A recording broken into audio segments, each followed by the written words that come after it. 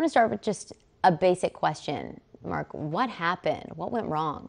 So this was a major breach of trust, and I'm really sorry that this happened.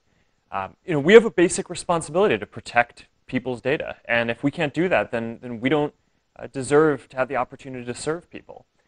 So our responsibility now is to make sure that this doesn't happen again. And there are a few basic things that I think we need to do to ensure that. One is making sure that developers like Alexander Kogan, who got access to a lot of information and then improperly used it, just don't get access to as much information going forward. So we are doing a set of things to restrict the amount of access that developers can get going forward. But the other is we need to make sure that there aren't any other Cambridge Analyticas out there, right, or folks who have improperly accessed data. So we're going to go now and investigate every app that has access to a large amount of information from before we lock down our platform. And if we detect any suspicious activity, we're going to do a full forensic audit. Facebook has asked us to share our data, to share our lives on this platform, and has wanted us to be transparent. And people don't feel like they've received that same amount of transparency. They're wondering what's happening to their data. Can they trust Facebook? Yeah, so one of the most important things that I think we need to do here is make sure that we tell everyone whose data was affected by one of these rogue apps, right? And we're going to do that. We're going to build a tool where anyone can go and see if their data was a part of this. So the 50 million people that were impacted, they will be able to tell if they were impacted by this. Yeah, we're going to be even conservative on that. So we may not have all of the data in our system today. So anyone whose data might have been affected by this, we're gonna make sure that we tell. And going forward, when we identify apps that are similarly doing sketchy things, we're going to make sure that we tell people then too, right? That's definitely something that, looking back on this, I regret that we didn't do at the time, and I think we got that wrong, and we're committed to getting that right going forward. I want to ask about that, because when this came to light, you guys knew this a long time ago, that this data was out there. Why didn't you tell users? Don't you think users have the right to know that their data is being used for different purposes? So yes, and let me tell you what actions we took. So in 2015, some journalists from The Guardian told us that they had seen or had some evidence that data that this app developer, Alexander Kogan, who built this personality quiz app, and a bunch of people used it and shared data with it, had sold that data to Cambridge Analytica and a few other firms. And when we heard that, and that's against the policies, right? I mean, you can't share data in a way that people don't know or don't consent to. We immediately banned Kogan's app, and further, we made it so that Kogan and Cambridge Analytica and the other folks with whom we shared the data, we asked for a formal certification that they had none of the data from anyone in the Facebook community, that they deleted it if they had it, and that they weren't using it. And they all provided that certification. So as far as we understood around the time of that episode, there was no data out there. So why didn't Facebook follow up? You say you certified it. I think, why wasn't there more of a follow-up? Why wasn't there an audit then? Why does it take a big media report to get that proactive approach? Well, I mean, I don't know about you, but I'm used to when people legally certify that they're going to do something, that they do it. But I think that this was clearly a mistake in retrospect. Was it putting too much trust in developers? I mean, I think it did. And that's why, we need to make sure that we don't make that mistake ever again, which is why one of the things that I announced today is that we're going to do a full investigation into every app that had access to a large amount of data from around this time before we locked down the platform. And we're now not just going to take people's word for it and when they give us a legal certification, but if we see anything suspicious, which I think that there probably were signs in this case that we could have looked into, we're going to do a full forensic audit. How do you know there aren't hundreds more companies like Cambridge Analytica that are also keeping data that violates Facebook's policies? Well, I think the question here is, are app developers who people have given access to their data, are they doing something that people don't want? Are they selling the data in a way that people don't want? Or are they giving it to someone that they don't have authorization to do? And this is something that I think we now need to go figure out, right? So for all these apps, that's got to be a hard. I got to say that's going to be a really challenging ordeal. How do you actually go do that? Because you talk about it being years ago, and then you guys have made it a bit stricter for that kind of information to be shared.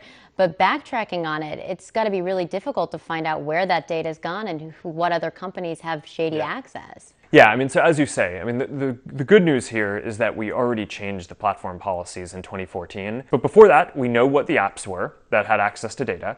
We know how many people were using those services, and we can look at the patterns of their data requests. And based on that, we think we'll have a pretty clear sense of whether anyone was doing anything abnormal, and we'll be able to do a full audit of anyone who is questionable. Do you have any scale or any scope of what you expect to find? Anything in the scope of what happened with Cambridge Analytica, where you had 50 million users? Well, it's hard to know what we'll find, but we're going to review thousands of apps. So this is going to be an intensive process, but this is important. I mean, this is something that, in retrospect, we clearly should have done upfront with Cambridge Analytica. We should not have trusted the certification that they gave us, and we're not going to make that mistake again. I mean, this is our responsibility to our community.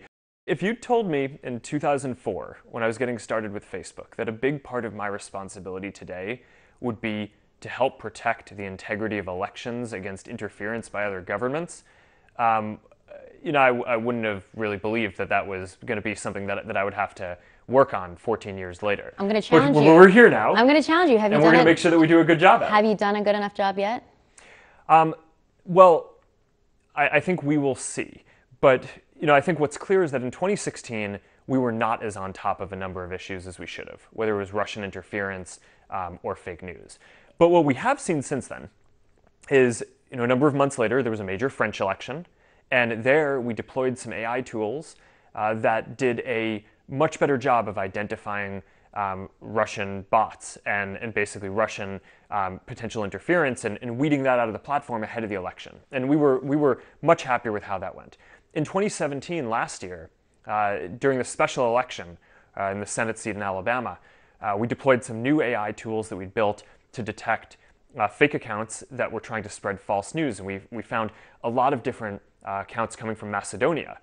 So I think the reality here is that this isn't rocket science, right? I mean, there's a lot of hard work that we need to do to make it harder for nation states like Russia to do election interference, to make it so that trolls and other folks can't spread fake news.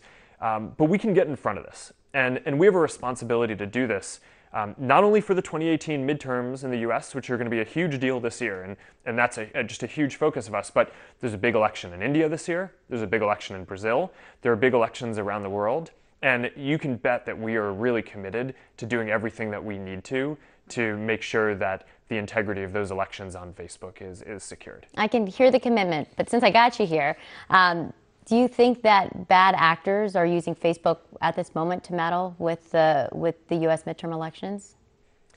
I'm sure someone's trying, right? And I'm sure that there's V2 of version 2 of whatever the Russian effort was in 2016. I'm sure they're working on that, and there are going to be some new tactics that we need to make sure that we observe and get in front of.